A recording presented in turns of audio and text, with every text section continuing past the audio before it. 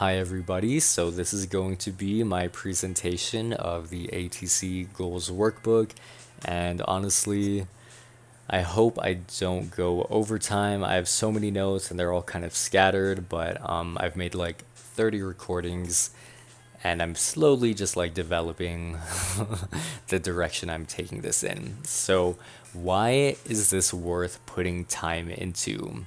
So, a great person once said that a goal without a plan is just a wish. Doja Cat, next slide. So, the thoughts that I've been having lately as they pertain to market maker psychology, calculations, and personal psychology have been about, well, obviously, for this one it's that, for this one it's that. But I'm going to start with my largest setback first. So, my largest setback has just been not trading enough. I've just not been taking nearly enough trades that I should be taking, that I want to be taking. And there's a reason for that. It's because I've taken a lot of stupid trades, and now I kind of have like this weird trading PTSD, which honestly, it sounds awful, but it really is a blessing and a curse. It's a curse for obvious reasons. Like obviously, as a trader, you want to be trading. You're not really even a trader if you're not trading, right? I mean, the quintessential part of being a trader is trading. I don't think I need to elaborate on that anymore. But the reason why I say that it's a blessing is because it's making me really think about these three other topics more thoroughly, more in depth, and just wanting to understand all of them better and more intricately. So, yeah.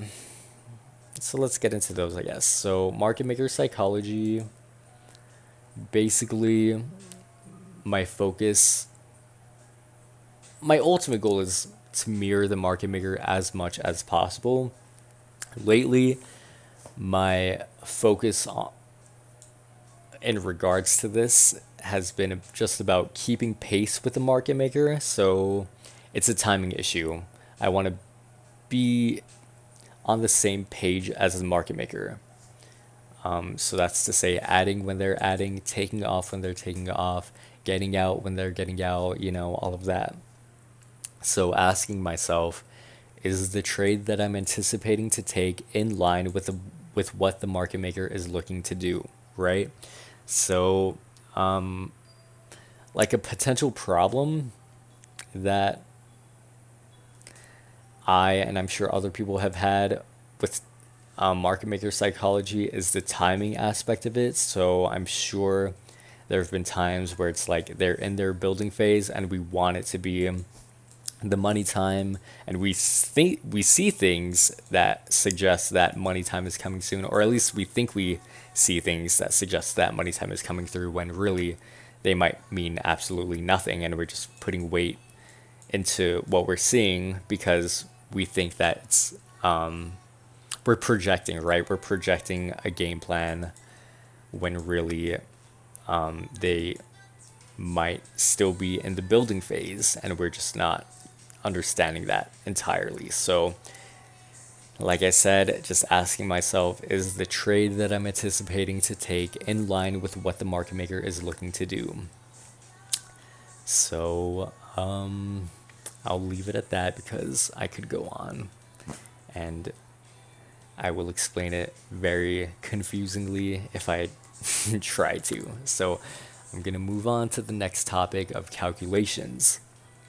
So I've been developing my calculations more, like those basic calculations of just establishing the price target, the pullback amount from the prints that we're seeing, from the controlling prints that we're seeing. I just like cannot get enough of that. I just want to do more and more and more drills of those, just like day in, day out. All I really want to focus on. But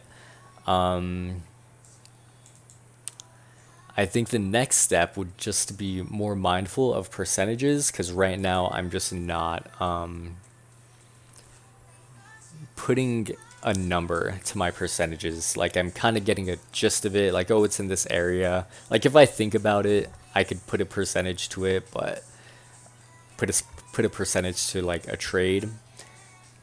But I'm just not doing it as often as I should. So basically, every single time, I should be doing it every single time.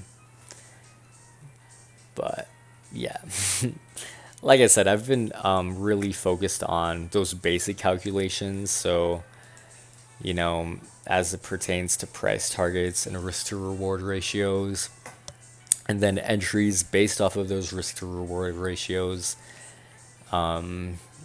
Those have been the calculations I've really been focused on. But like I said, on top of that, I need to be adding percentages. And I think the reason why I'm so like passive about it is just because I need to actually trust my percentages, right? So I really have to establish that those percentages are accurate in the first place. So, I mean, that just comes back to getting into trades, right? So, I mean, yeah, I think it's in one way, it's kind of like I need to take trades to get these percentages, but I need to have these percentages to feel like I'm taking the right trade, right? So, these are all things like running through my head at the moment, but we're gonna get to what my main goal is. I just want to like break down like the thoughts floating in my head. So, lastly, I have got personal psychology, which is just so important. This is something that I completely, pretty much neglected for the longest time. Like, basically, up until on site, I like totally was neglecting personal psychology. And I'd be wondering why. Like, oh my God, I took this terrible trade and I feel terrible. And I would just be wondering, why did any of that happen when I know so much better? Like, I know that, like, the knowledge that I have, I know that I know, I just know better, but I wasn't acting like I knew better. And it was just the weirdest feeling in the world. So yeah, totally ignored personal psychology. So definitely important. If you if there's one thing you get out of this slide at least, emphasis on personal psychology. So identifying my own trading patterns and what course of action I'm going to take to neutralize problems and develop profitable, consistent habits. So minimizing imperfections. Right? So, I mean, we talk about projection, like we have this game plan and then we project that game plan. So, like for me personally, I definitely experienced that. I know at least a couple of other people have. So, my solution to that problem was if I'm going to project something, I'm going to want to project confidence, right? So, if I'm projecting confidence, then I should be following somebody who's confident, right? Like an adamant position, a clear position. Like this means that, and that's the only thing it could mean, right?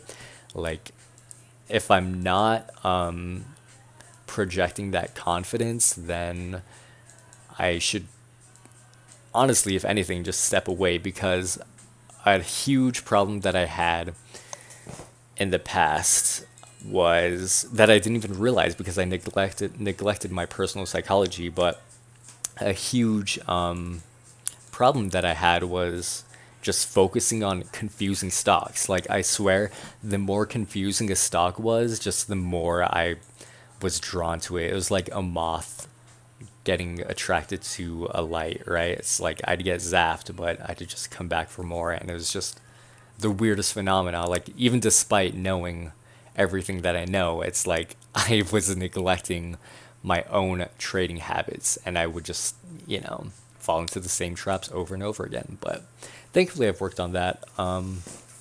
So lately, the the thing that I've been wanting to focus on is, as far as personal psychology and personal trading habits, is I would usually like prioritize the next most immediate trade that I saw versus a trade that is has more of a move in it, like has more of a range in it, and even sometimes has more of a percentage. It's like a higher percentage trade if I just wait for it instead of trying to catch the next most immediate one.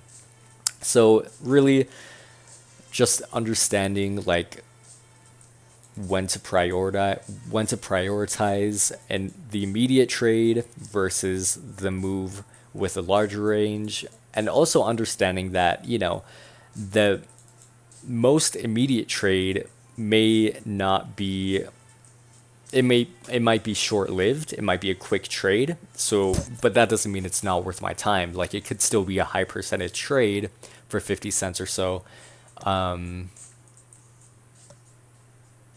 that I can take. And then also just keep in mind that there's a setup for another trade after that with a larger range and just as good of a percentage, if not better, right? So that's a personal trading psychology habit that I just want to get into because like I think I said this, but I would always just prioritize the next most immediate trade when that wouldn't necessarily be the best trade to be looking at.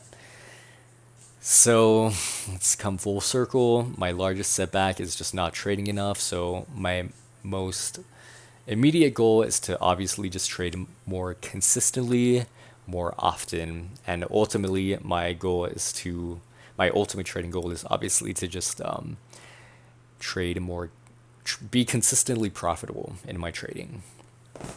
So let's move on to this slide, which is this calculations, calculations, calculations. Cannot get enough calculations. I think that this is going to help me trade more, but I know that's pretty vague. Like, and I already talked about calculations. So specifically, what I'm going to do is continue setting up game plans via calculations. And I'm going to find more calculations to calculate. I know that sounds dumb, but just bear with me.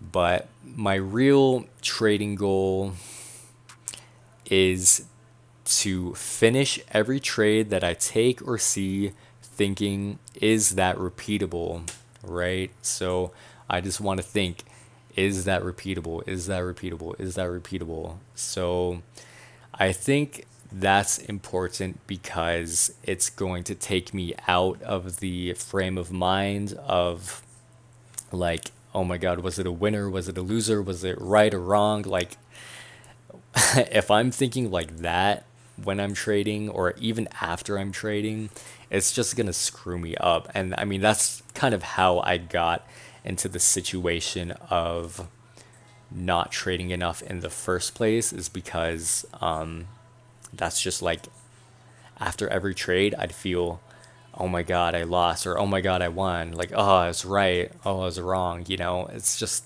I do not want that flight or flight type of response, at all. So I just want to be thinking at the end of every trade, is that repeatable? Was that move repeatable? Can that happen again? What setups were present or what variables were present in that setup, and is that repeatable, right? So I think if I just focus on this,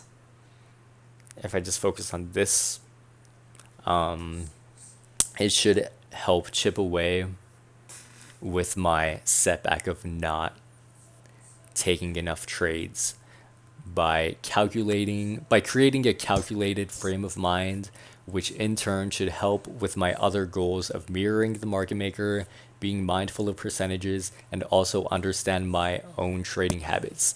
So we all know this game is 100% psychological. Like, there's no work, no physical labor involved. It's just clicking a button, right? So it's worthwhile to know the ways we are working against ourselves and to develop tendencies and habits that result in a consistent and profitable system. So just asking myself, is that repeatable after every trade, I think is going to be what helps me overcome my setback of not trading enough. So calculations leading into game plans, and then asking myself, is that repeatable? So, like, what does that mean? What makes something repeatable, right? So I'm gonna be asking myself, like, how did it move? What variables were present? And what combination of variables for a move are consistent within the market day in and day out? So obviously we have time of day, we have volume, we have price of stock, and the levels, like psychological levels, those aren't going away. The personality of the stock and understanding how price affects that, not going to go away. Market maker, if there's a market, there's going to be a market maker, so understanding those print patterns within it. So I'm sure I'm over 10 minutes by now. 16 minutes. All right, so I'm just going to wrap this up, but basically I'm just going to be using literally what's on this screen right here, right now, to as my goal, right? Or as, yeah, so my goal is to ask myself, what is repeatable in the move that I just saw, in the trade that I just saw? And then the solution to, like, how I'm going to work at that goal is by asking myself all of these questions and understanding how these variables are coming into play, and day in and day out, what can I use again and again? So I hope that makes sense. I realize that this was over 10 minutes long. I'm sorry, bear with me. I promise you the next one will be like 3 minutes. I will not go into like all these thoughts, but yeah, that's about it. So if you have any questions, you can ask if you want. But yeah, if it wasn't clear, I'd be happy to clarify. I'm a much better writer than I am a talker. I will try not to do a wall text. I believe in conciseness. So yeah, if you have any questions, just feel free. Okay. So, anyways, thank you for bearing with me. That is my ATC goals workbook. All right. Thank you. Bye bye.